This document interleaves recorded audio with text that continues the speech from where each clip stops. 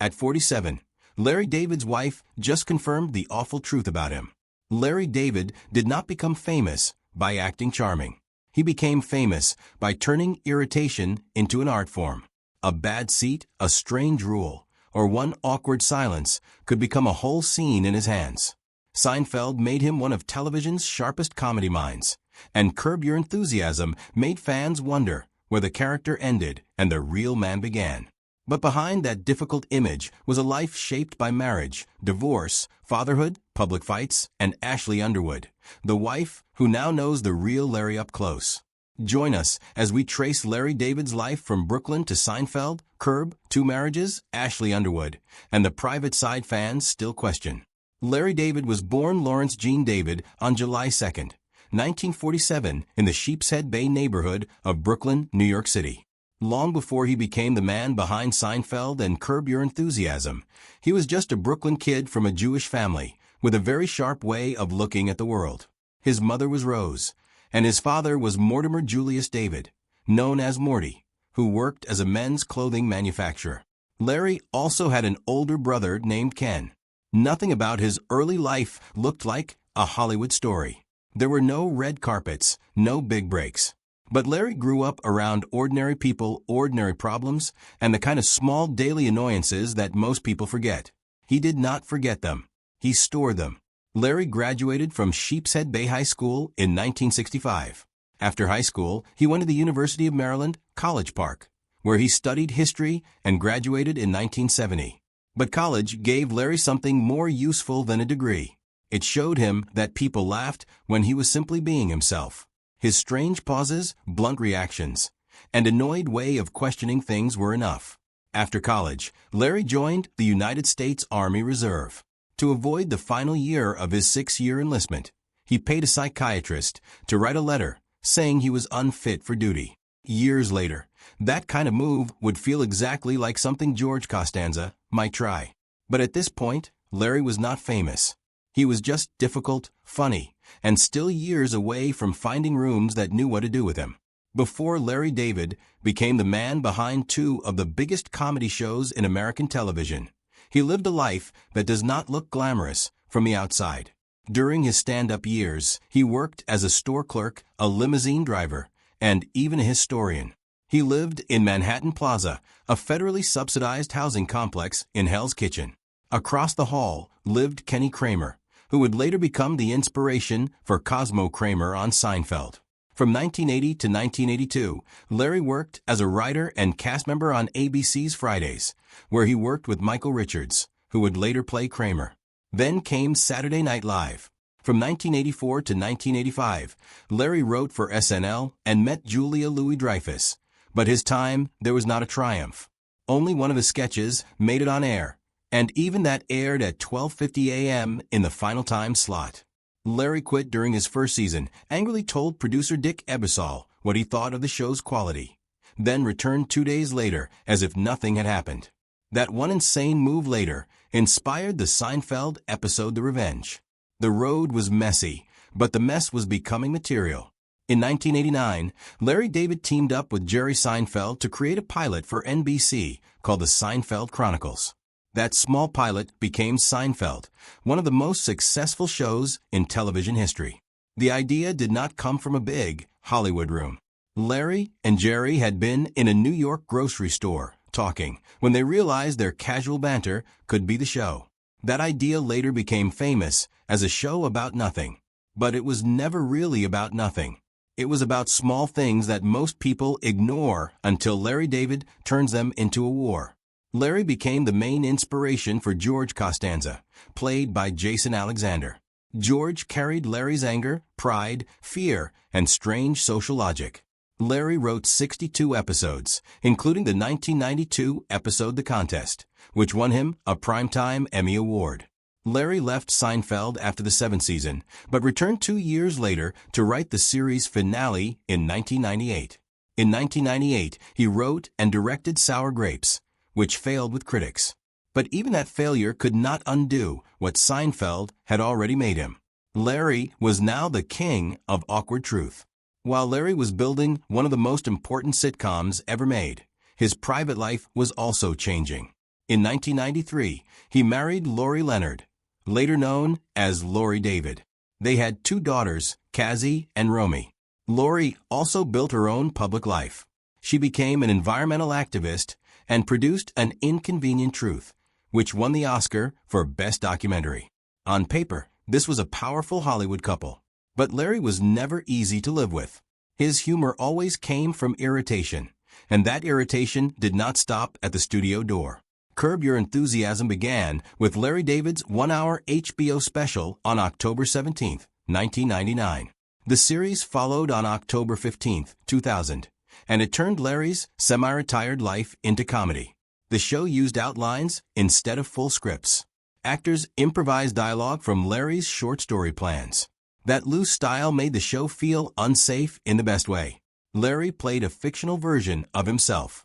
He said that character was what he would be like in real life if he had no social awareness or sensitivity. That quote matters because it is the line between real Larry and TV Larry. The character made mistake after mistake and walked into strange coincidences. Soon, people started calling their own awkward moments Larry David moments. The cast helped make that world feel real. Cheryl Hines played Cheryl. Jeff Garlin played Jeff. Susie Essman played Susie. Richard Lewis, Wanda Sykes, and Bob Einstein appeared often. Ted Danson and Mary Steenburgen also had recurring roles. The show earned 30 Primetime Emmy nominations, 1 Emmy win, and a Golden Globe. But because Curb was built so close to his real life, fans started wondering how much of this difficult man was acting and how much was already living at home. By 2007, the question around Larry's real life became even louder. After 14 years of marriage, Lori David filed for divorce, citing irreconcilable differences. She sought joint custody of their 2 daughters, who were 13 and 11 at the time. Their spokesman called the split very amicable. Larry and Lori declined to comment, but the fallout did not stay hidden for long. Curb Your Enthusiasm soon mirrored it through Larry's fictional marriage to Cheryl. On the show, Cheryl called Larry from a plane that might be crashing, hoping to say goodbye. Larry, busy with a TiVo repairman, told her to call back in 10 minutes. Once Cheryl landed safely, she told him, "I'm leaving, Larry. I can't do this anymore." Then came a line that cut straight into the show's whole idea. She said people always asked how she stayed with him, and she would say there was another side to Larry they did not see. But after that phone call, she said there's no other side. It was brutal because it sounded like the show's joke and the fear behind the joke at the same time. HBO later said the split would become a full story arc. Lori took the portrayal in stride. She told Rolling Stone, "I think he's happy now. For a guy who spends endless hours on a golf course, it's best not to have a wife waiting for you at home." Years later, Larry told CBS that the divorce cut his wealth in half. For most stars, that would sound defensive. For Larry, even divorce sounded like another scene. Curb survived because the joke was almost always on Larry. The show pushed into risky topics, but Larry's character was usually the fool. In one early episode, he ran into an old flame named Lisa, learned she had been abused by her stepfather, then argued over whether it counted as incest. He then invented his own abuse story in a survivor group. In another episode, he dated a woman in a wheelchair and kept seeing her after realizing people forgave his bad behavior because of it.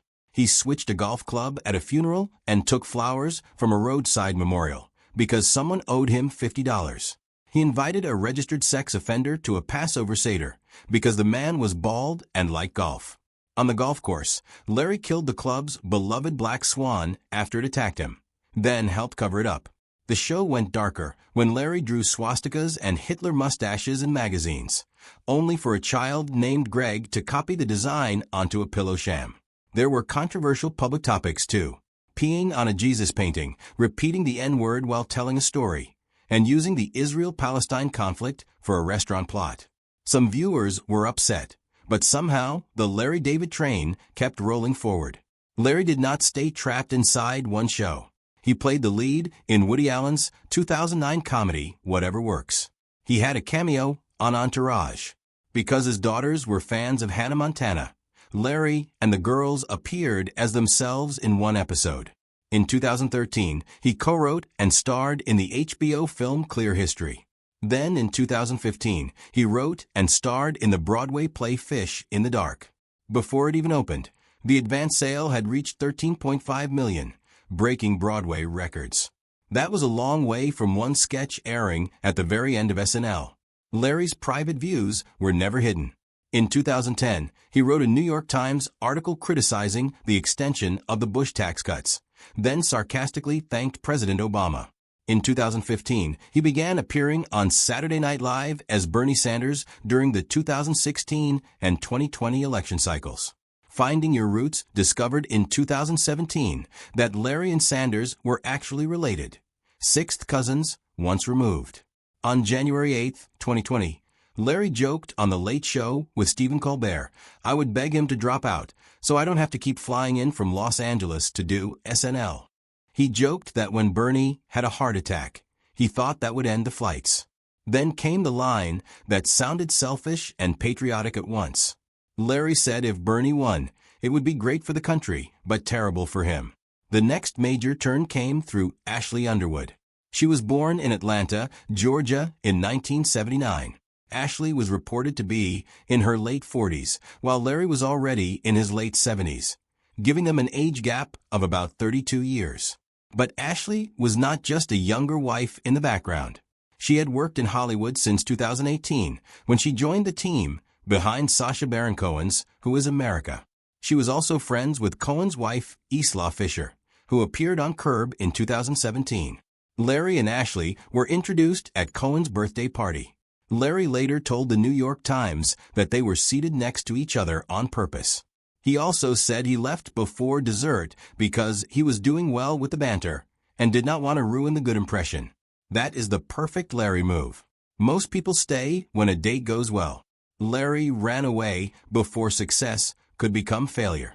By 2019, Ashley and her cat Elwood had moved in with Larry and his adult daughter Cassie. During the coronavirus lockdown, Cassie stayed with them too. Larry admitted there was not a moment in the day without friction between at least two of them. When that was fixed, two others were at each other's throats, usually about dishes. For most couples, that would sound ordinary. For Larry, it sounded like the start of an episode. Larry and Ashley married on October 8, 2020 in Southern California. It was his second marriage after Lori, and reports described the ceremony as intimate. Ashley later marked Larry's birthday on July 17, 2021, with a post that turned their marriage into a perfect punchline. She wrote, "Happy birthday to this lovely man who did two things this past year he swore he'd never do. Get another dog and another wife. Here he is searching for a way to escape both. We love you. HBD, Larry." The dog was an Australian shepherd they named Bernie. That line showed how Ashley understood the Larry brand. She could tease him without making it ugly. Larry once complained to the New York Times about couples starting shows together, then one person continuing alone. He said, "You at least have to ask." Ashley does not ask. He said he would catch her watching, walk into the room, and she would instantly click off the TV. Ashley saw the funny side too. In February 2020, she told GQ, "We'll be at a dinner party, and Larry will take his last bite of food and just stand up for us to go. I just shrug. He gets the laugh, and I get to ride his coattails."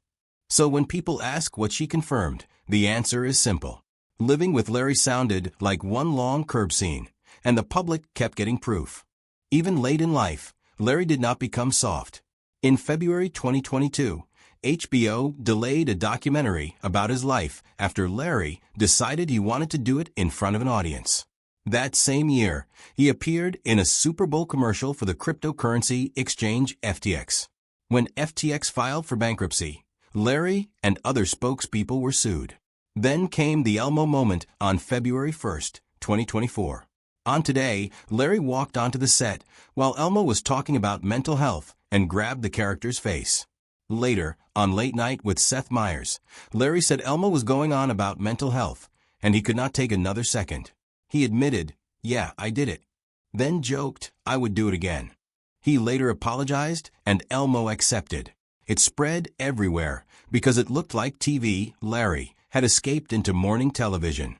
The final season of Curb Your Enthusiasm premiered in January 2024, and Ashley stood beside Larry at the premiere. In April 2024, Larry said Ashley was a great middler at dinner parties because she was engaging, funny, and could speak to different people. But outside his marriage, old ties were getting messy. In 2025, Cheryl Hines said she had not spoken to Larry since the finale screening. She said, "I love Larry, and I think Larry loves me." But politics had changed things. Her husband, Robert F. Kennedy Jr., was in the Trump administration, and Cheryl said, "I think he's mad." Lori David also entered the fight, posting that Cheryl was setting women back decades. Politics followed Larry again when the New York Times published his 2025 satire My Dinner with Adolf, mocking Bill Maher's description of dinner with Donald Trump. Maher called it insulting, but Larry had never backed away from a fight. Then in July 2025, Larry announced a return to HBO with a sketch comedy series about overlooked figures in United States history. He co-wrote it with Jeff Schaffer, with Barack and Michelle Obama's Higher Ground Productions involved. Larry said he returned to television with a heavy heart. The project was set for June 2026. Somehow, the difficult husband was still turning trouble into television. The old Larry was still right there waiting. So what is the real Larry David to you? A comedy genius, a nightmare husband, or both? And do you think Ashley saw the truth fans only guessed? Share your thoughts in the comments below. And don't forget to hit like, subscribe, and stay tuned for more incredible stories. See you next time.